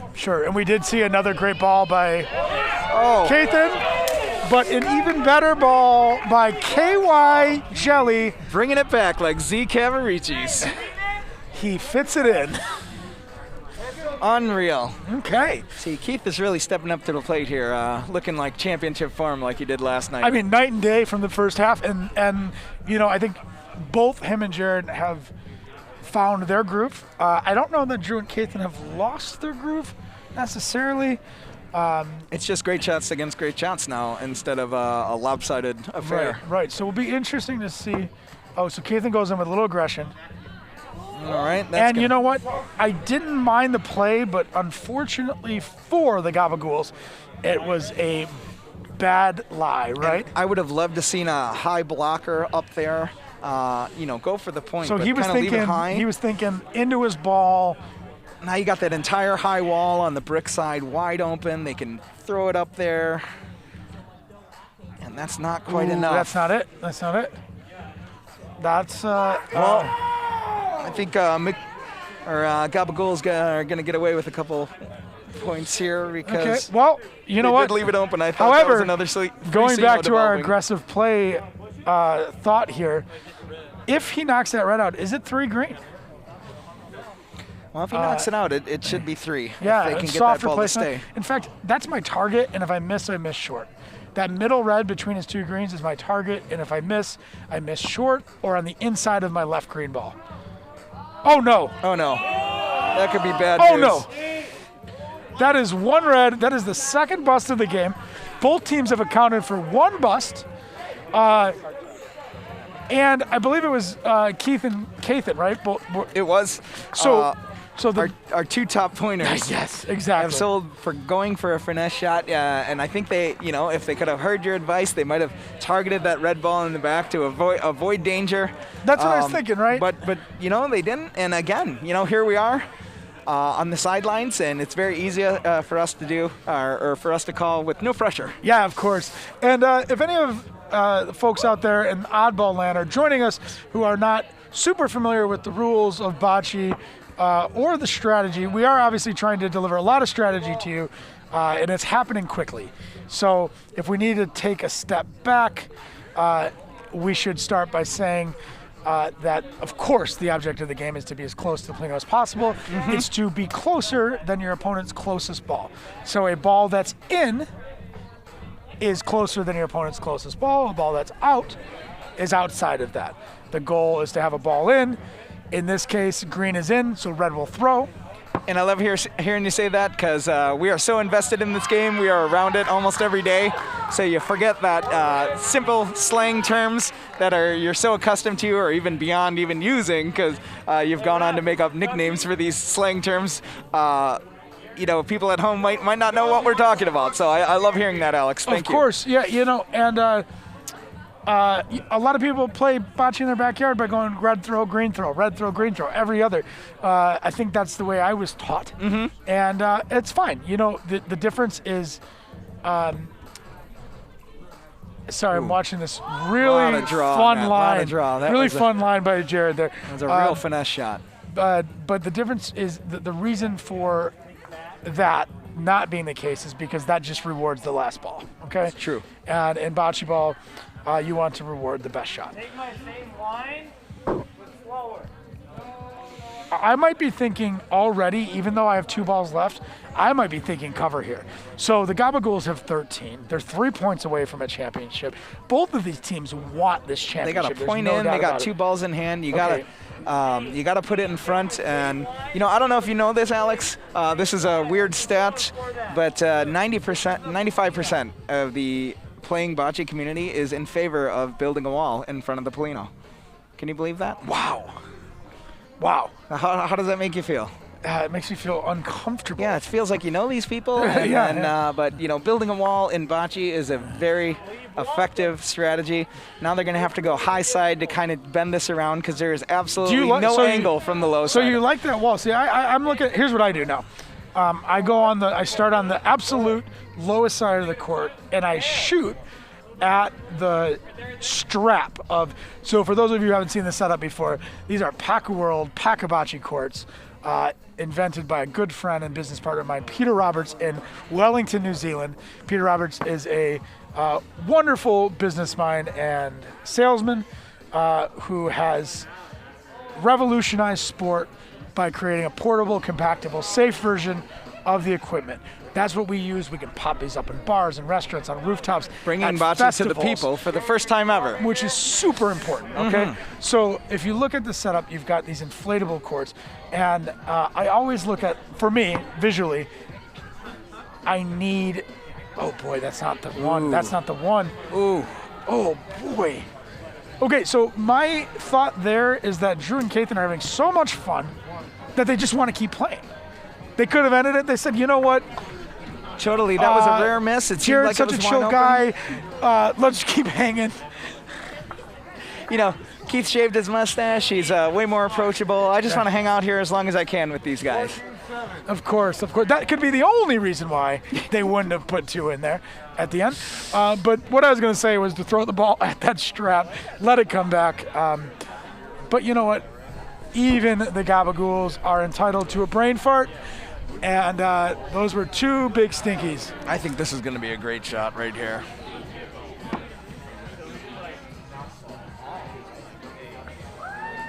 Wow, you know, that was a really risky prediction you made there, Andy. So Andy, for those of you at home, Andy just predicted that Kathan would throw a good ball. I did, and I made that prediction based on his track record here, which shows that I think 2 of his first balls were not perfect thus far. Okay, that is on the side. It is a big target. I look to Keith to knock this open. And we're just getting that from our next-gen stat tracker here, that a perfect ball is possible. My goodness, he's really got that touch. It's just not enough. It's just not aggressive enough. Just a little bit outside, not aggressive enough. It's like they're going to finger roll their way into the championship rather than slamming it home like I think they should here. Right, and when you think of finger rolls, what do you think? I think of Gary Payton. I think of George Gervin. Oh, of course, because you're older than me. Yeah, the Iceman, you know, because I was watching basketball You in the played high 60s school and ball with 70s. Oh, yeah. You know, when I was growing up, I didn't play basketball with a single player that did not have a receding hairline. Okay, so this is an important point of the game right now. The Ghouls have 1 ball in. They're 2 points away from the championship. And McFunky is down to their last ball. I'm going to go out on a limb and say this is the final frame here, Alex. I do not see a good result here for McFunky, no matter where this ball goes. I'm glad that McFunky showed some fight. They're going to have to push this Polino down to the right into their ball. Oh, my goodness. What a shot. What a shot. So this is an important leave, okay, because what Keith did is he took away the line, he left his ball in front, and he has a ball right of the Polino. He has a ball on the low side. So even some action on the green doesn't necessarily guarantee that red gets the point. And here is the shot.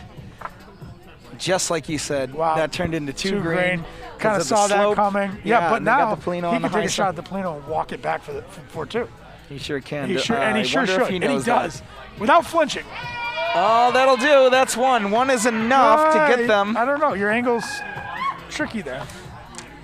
Okay. Oh, he got 1 away. So now he either goes at the green or he goes at the Polino, and anything moving Green the or Polino towards the Polino, red. and this could be You over. might have called this it. You could might be have called over. it. I just, the way that this has been going, you just didn't get aggressive Okay, enough. he goes real aggressive.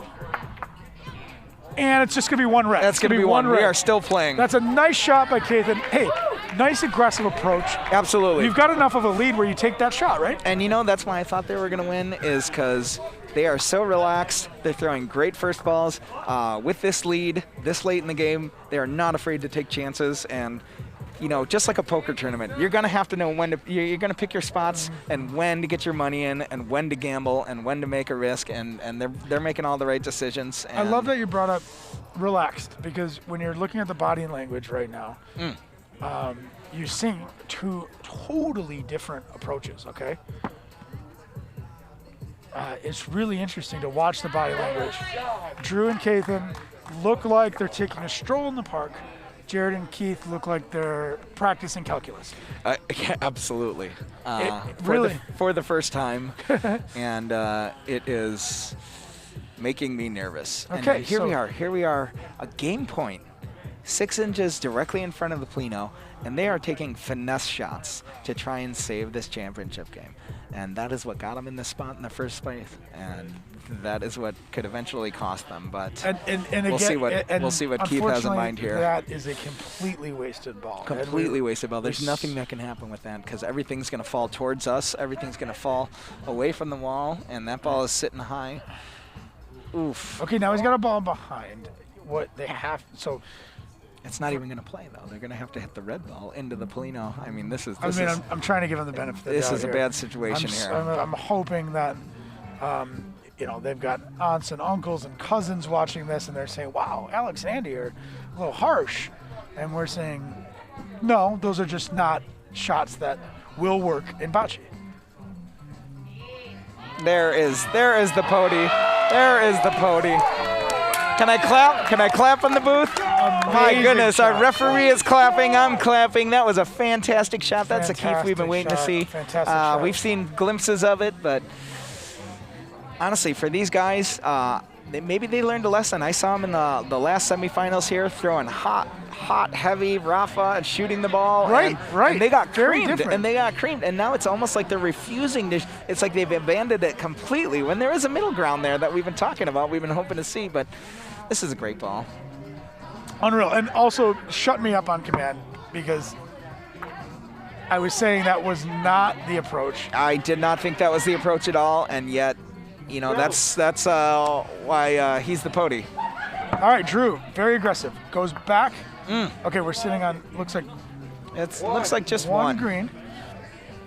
So I don't root for anyone except for the shot in front of me, but I'm going to root for this to be a miss because I want this thing I want it to keep going. I want it to get nasty. I want Keith to do a walk-off later. This isn't even a walk-off, actually. The second McFunky gets some momentum, you're going to see her chirping. I know. You're going to hear her yelling. I know. And you're not going to hear that from the Gabagools. They're a very reserved team, very quiet team. They just handle their business. Absolutely. So let's watch Keith's last ball here. He's going to want to try to put it Polino. He's coming from the low side. This is a real tough shot against that slope. He's going to want to be 6 inches left of the Play-Doh. If anyone's got that touch, he's got it. It's a little firm. It's a little firm. That's one green. Game's still alive. Why don't we kick it to our courtside role porter, Jimmy Sisto. Jimmy, are you feeling any shifts in momentum? What are you seeing? I'm feeling extremely tense. The vibe here is really palpable. You saw Keith there with a huge shot to keep his team in it. Obviously, we're getting to 16 is no bueno for the other team. 0% chance of winning after that. You're going to take that big dub, so they're playing on their feet a little bit. I'm noticing they're playing a little bit faster, and I think that's playing to Jared and Keith's style right now. They got to grab this momentum and hope to stave it off because you're on the last ledge right now. You can't afford to let up any more points here. Can you get me a non-grapefruit city one? Like you said, Jimmy, we're here to watch bocce. So as much as I love the Gabagools, I don't mind seeing a little bit of a rally here. And it starts with shots like that. Dropping one right in front. Once again, you're seeing Keith leave it in the way, right? So we know the ball is breaking left to right. So he leaves it in front of the Plano, but he leaves it on the high side. And for those of you who have played bocce with American bocce in the past, okay, that's a good open up. There is a curve. And this is advantageous, just like the last time we came down this way. We saw the Polino sitting high, we saw their ball sitting low, and the Gabagools rolled that ball right into their point. So yeah, they're really staying on this low side. You see him taking a couple steps towards the center of the court here. He's going to try and adjust and get that to finesse in. Okay, Drew changes his release point there. Yeah, a little high. What do you think about that? I think that's absurd. I think at this point in the game, you've scored 15 points in the championship game. You've been winning all season. You've been winning all night, and then to pull out a different shot, it's like a pitcher throwing a sidearm pitch, out of nowhere. Do you remember? Something you would not expect. Do you remember earlier when I said that Drew likes to play several different shots? You did, and I clearly was not paying attention.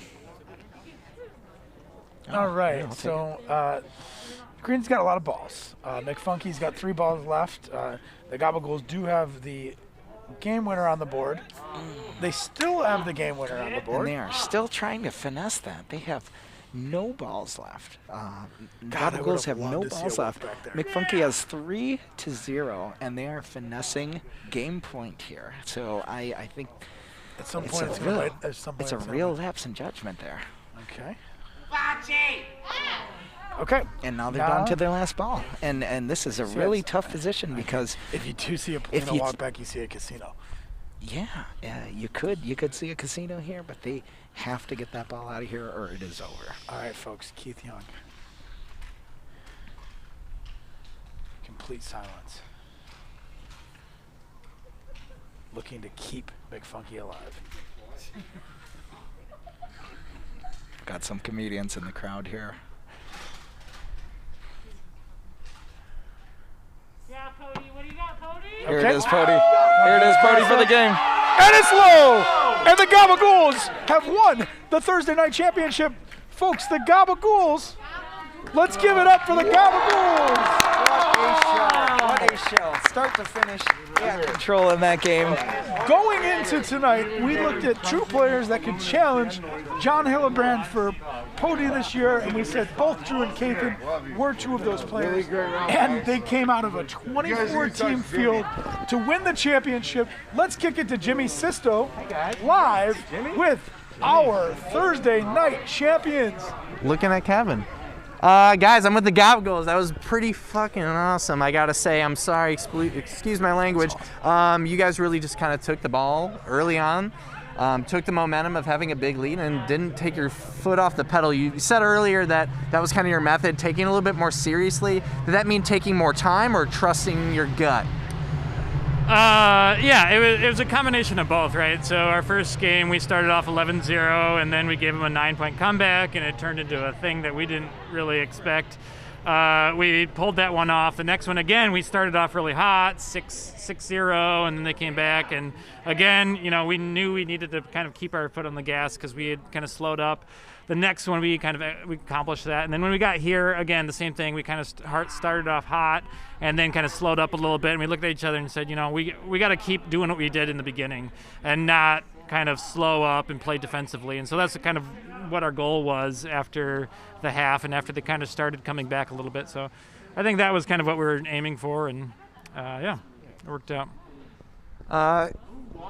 Keithan, what did it mean to kind of know that you're going up against a former player of the year in Keith Young as a super sub? Not exactly what you want to hear going into it, but obviously you guys were able to take advantage of your aggressiveness early on and just kind of keep it on. Were you nervous to hear about the sub? Always nervous against playing against Keith. He knows what he's doing, experienced player, doesn't make bad shots. So I felt like we let the game come to us. We played where we were played into our strengths. And we didn't push it where it didn't the rewards weren't there. So, you know, Keith's always going to throw them close. So you're going to have to make hard shots to win. And we made a couple, and we came out on top, and felt really good. You certainly were making big shots tonight. I really want to congratulate you guys on winning the championship tonight here. I think we were talking earlier, Al, about those Player of the Year contentions. Surely not something you guys think about. You think about taking home the hardware, not the Player of the Year. That's behind you guys. Yeah. You know, that's probably not the most important. Jimmy, who did we mention? We pointed out a couple players tonight that had a chance at making a late 2020 run at Player of the Year, and you're standing with both of them. I really am. I have them both here with me tonight. I mean, we've been talking about you guys, admittedly. You guys have been on the radar for a while. You're seasoned players. You played Chop Shop. You played the hardest venues. But I think tonight and this season is kind of about adaptability, changing from both kind of a medium-long course to the classic turf on some pavement. Did you guys have a preference? No, not necessarily. I mean, the real big thing for us is, you know, we were here 4 weeks ago, 5 weeks ago to delay. We were here 5 weeks ago. We were up 7-1, and we gave that one away. So we came back with a little bit of a chip on our shoulders, and we knew we had what it took. We just knew we needed to execute, and so that was really the goal this time. So, yeah, it was a little bit of redemption from last season. So, yeah, feels good.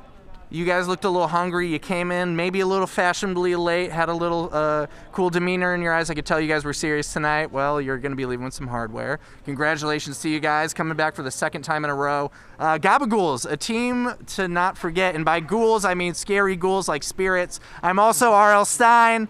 I was always R.L. Stein. We love you guys, American Bocce. We're going to throw it back to Al and pretty freaking awesome championship, I got to say, guys.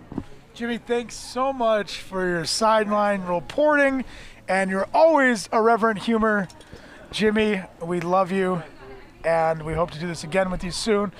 Andy, this was a new experience for us. Oddball Sports, brand new, something that we created out of the ashes of our bocce leagues. We had everything shuts down, we build it up, right? Exactly. So it was an opportunity. We weren't going to stay put.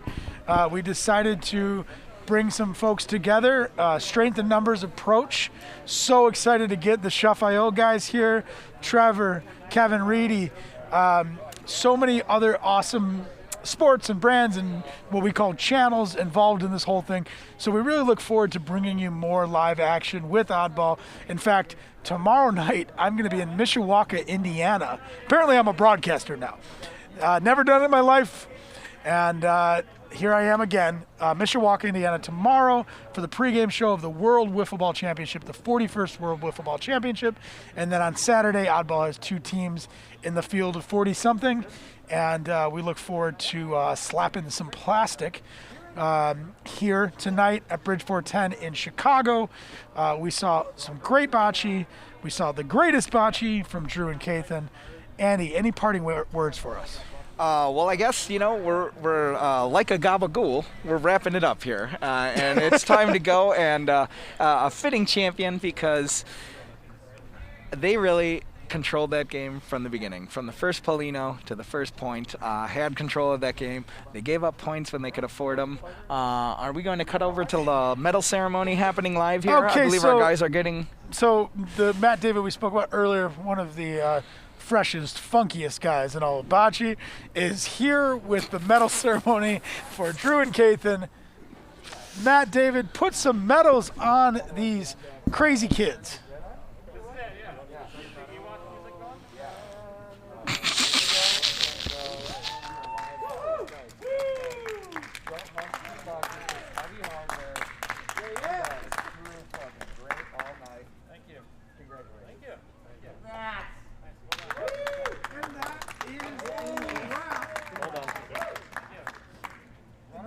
Wrap from here at Bridge 410 on behalf of Oddball Sports, American Bocce, Jimmy Sisto, Shuff.io, and Andy.